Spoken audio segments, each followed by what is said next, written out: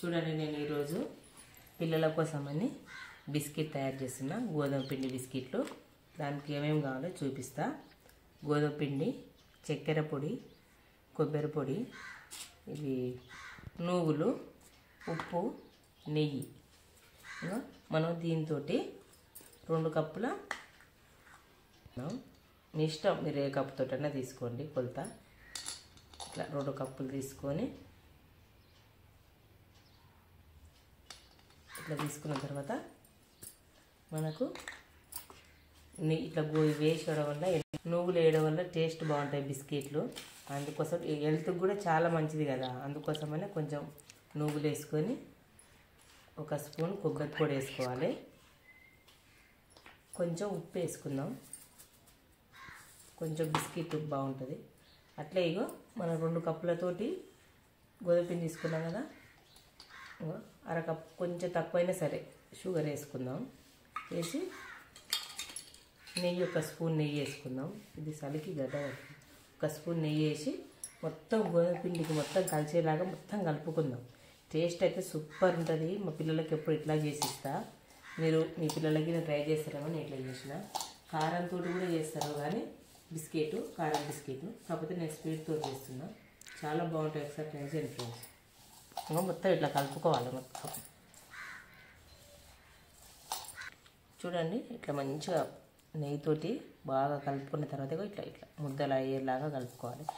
మన ఇష్టం ఉంటే కొంచెం వంట సోడా కూడా వేసుకోవచ్చు. నేను వేయలేదు, ఇట్లే చేసుకోవచ్చు. జర ఉబ్బాలి అనుకుంటే కొంచెం వంట సోడా కూడా వేసుకోవచ్చు, బాగుంటుంది.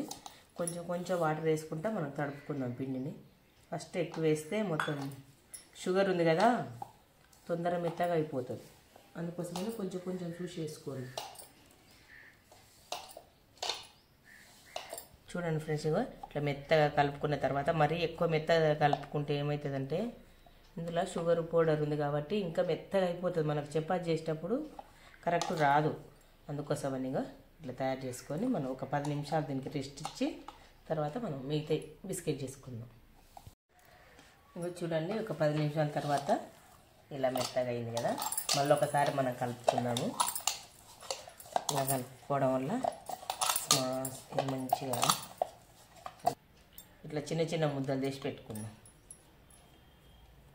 ఇవి కొంచెం మందంగానే ఉండాలి, మరి పలచగా ఉంటే బాగోదు. అందుకోసం ఇట్లా ముద్ద తీసుకొని ఒక్కొక్కటి కొంచెం అడుగున పిండి వేసుకుందాం.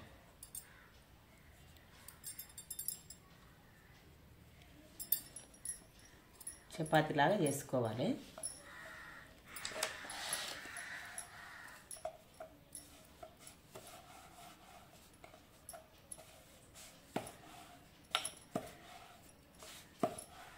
తయారు చేసుకున్న తర్వాత మనం ఒక షాక్ తీసుకొని మనం దీన్ని మీరు ఏ షేప్లో కావాలనుకుంటారో ఆ షేప్లో కట్ చేసుకోండి.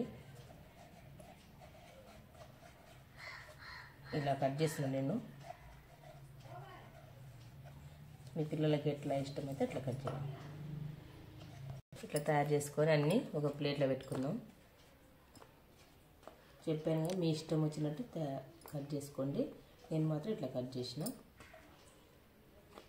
ఒకదానికి ఒకటి అంటుకోదు, ఏం అంటుకోదు. మిగతా కూడా చేసి పెట్టుకుందాం అట్లే.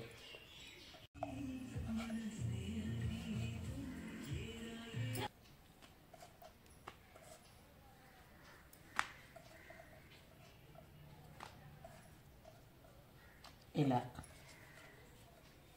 ఓకేనా ఫ్రెండ్స్? ఇంకొంచెం అండి అట్లా అన్నీ రెడీ చేసి పెట్టుకున్నా కదా. ఒక్కొక్కటి మనం నూనె రాగినేం చూసి వేసుకుందాం. కొన్ని ఎన్ని పడితే అన్ని చూసి వేసుకొని మంచిగా రెడ్ కలర్ వచ్చే వరకు మంచిగా వేపుకుందాం. చూడండి, ఇట్లా మనము సోడా వేయకుండా కానీ ఇట్లా ఉబ్బుతున్నాయో, సోడా అవసరం లేదు. మరీ ఎక్కువ మాడనిస్తే టేస్ట్ పోతుంది. కొంచెం చూసుకుంటూ తీయండి, ఓకేనా?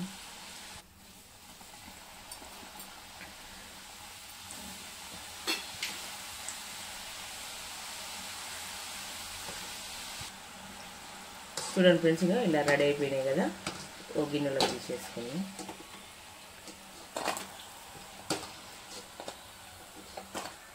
అన్నీ ఇట్లా రెడీ చేసి పెట్టుకున్నాం.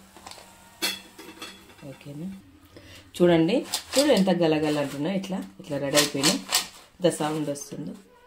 చాలా బాగుంటుంది, టేస్ట్ కూడా సూపర్ ఉంటుంది. మీకు గిన్నె నచ్చినట్టయితే లైక్ చేయండి, షేర్ చేయండి, కామెంట్ చేయండి, సబ్స్క్రైబ్ చేసుకోవడం మాత్రం మర్చిపోకండి ప్లీజ్. ఓకేనా.